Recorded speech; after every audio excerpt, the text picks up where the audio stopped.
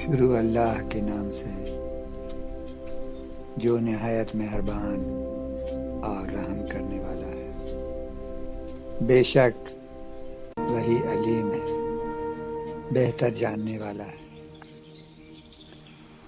ہندوستان کی سرزمین پر جب ظلم، ناانصافی اور طبقاتی فرق اپنے عروج پر تھا، تب ایک درویش خراسان سے اٹھا جس کے ہاتھ میں تلوار نہیں، محبت کا چراغ تھا۔ وہ درویش جسے دنیا آج خواجہ غریب نواز کے نام سے جانتی ہے۔ خواجہ معین الدین حسن چشتی رحمۃ اللہ علیہ وہ ہستی ہیں جنہوں نے اجمیر کی سرزمین کو روحانیت کا مرکز بنا دیا۔ آپ نے نہ مذہب دیکھا، نہ رنگ، نہ نسل۔ آپ کے در پر امیر بھی آیا اور فقیر بھی، عام انسان بھی جھکا اور بادشاہ بھی۔ اس لیے آپ کو سلطان الہند اور غریب نواز کہا جاتا ہے۔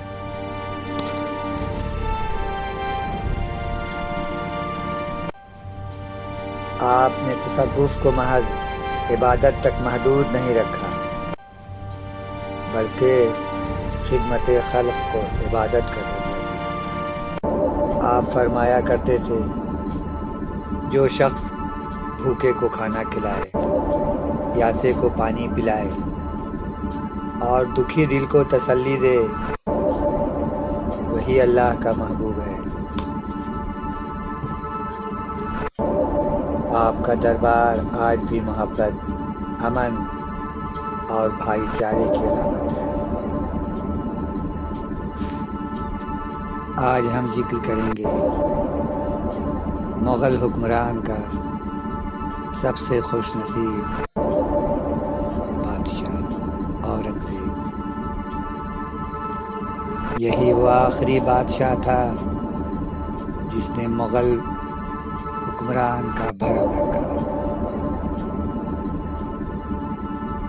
اورنگزیب خوش نصیب اس معنی میں ہے کہ وہ ایک دیندار بادشاہ تھا، صوم و صلات کا پابند تھا اور شریعت کو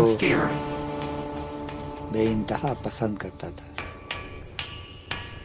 اور شرعی قانون کو ہر جگہ استعمال کیا، صرف غیروں پر نہیں، اپنوں پر بھی۔ وہ بزرگان دین کو مانتا تھا، احترام کرتا تھا، مگر کرامت والی بات میں تھوڑا سا سنجیدہ تھا۔ وہ ایک بار وہ خواجہ غریب نواز رحمۃ اللہ علیہ کے دربار میں آیا۔ دربار کے پہنچنے سے بہت پہلے وہ سواری سے اتر گیا اور پیدل آیا، احترام کے ساتھ آیا۔ جب وہ خواجہ غریب نواز رحمۃ اللہ علیہ کے آستانے کے قریب پہنچا تو اس نے دیکھا بہت سارے اندھے وہاں بیٹھے ہوئے ہیں۔ اورنگزیب نے پوچھا، تم لوگ یہاں کیوں بیٹھے ہوئے ہو؟ ان اندھوں نے جواب دیا، حضور ہم خواجہ غریب نواز رحمۃ اللہ علیہ کے پاس آئے ہیں اپنے آنکھوں کی بینائی کے لیے دعا کرنے۔ اورنگزیب نے پوچھا، کب سے تم یہ دعا کر رہے ہو؟ کسی نے کہا 2 سال، کسی نے 5 سال۔ غرض یہ لوگ اپنی مدت بتاتے رہے۔ اورنگزیب نے ایک غصے بھری نگاہ ان لوگوں پر ڈالی اور کہا، میں جا رہا ہوں زیارت کرنے، فاتحہ خوانی کے بعد میں واپس آیا، اور اگر تم لوگوں کو آنکھ کی روشنی نہیں ملی تو سبھی کا گردن اڑا دیا جائے گا۔ سناٹا چھا گیا۔ یہ اعلان تھا اورنگزیب بادشاہ کا، جو اپنی زبان سے پھرتا نہیں تھا۔ بہت کم زندگی میں ایسے مواقع آئے جب اس نے اپنے فیصلے کو واپس لیا ہو۔ پھر اس کے بعد اورنگزیب آگے بڑھا، چہرے پر عاجزی، انکساری لیے ہوئے، احترام کے جذبے کے ساتھ خواجہ غریب نواز رحمۃ اللہ علیہ کے روضہ مبارک پر پہنچا، آنکھوں میں آنسو لیے اور کلام مقدس کی تلاوت کی اور ہاتھ اٹھا کر ایصال ثواب پہنچایا۔ اس کے بعد جب وہ واپس پلٹا تو اس کی نظر ایک قبر پر پڑی جو نہایت خوبصورتی کے ساتھ سجا ہوا تھا۔ اس نے اپنے سپاہیوں سے پوچھا، یہ قبر کس کی ہے؟ بتایا لوگوں نے کہ یہ قبر نظام کی ہے۔ سوال کیا اورنگزیب نے، یہ نظام کون ہے؟ بتایا لوگوں نے کہ حضور یہ آپ کے محل میں سکہ گیری کے فرائض انجام دیا کرتا تھا، اور آپ کے دادا جان کے والد عالی پناہ ہمایوں کی جان بچائی تھی پانی میں ڈوبنے سے۔ یہ سن کر اورنگزیب نے کہا، خاموش رہو، جان بچانے والا صرف اللہ کی ذات ہے، اور ہمارے بزرگوں کو پتہ نہیں سمجھداری کہاں چلی گئی۔ انہیں سوچنا چاہیے تھا کہ آفتاب سے چراغ کو کیا نسبت ہے، پاک سے خاک کو کیا نسبت۔ اتنے بڑے بزرگان دین کے پاس ایک سکہ کی قبر سجا دی ہے، جاؤ اسے برابر کر دو اس قبر کو، اور اس کی لاش نکال کر کہیں دور لے آ کر دفن کر دو۔ پھر واپس پلٹا اورنگزیب، اسے یاد تھا اپنا حکم۔ وہ جیسے جیسے ان اندھوں کے پاس پہنچتا گیا، اس کے کانوں میں شور کی آواز پڑتی رہی۔ قریب پہنچنے پر سمجھ میں آیا کہ یہ شور خوشی کا ہے۔ سارے اندھے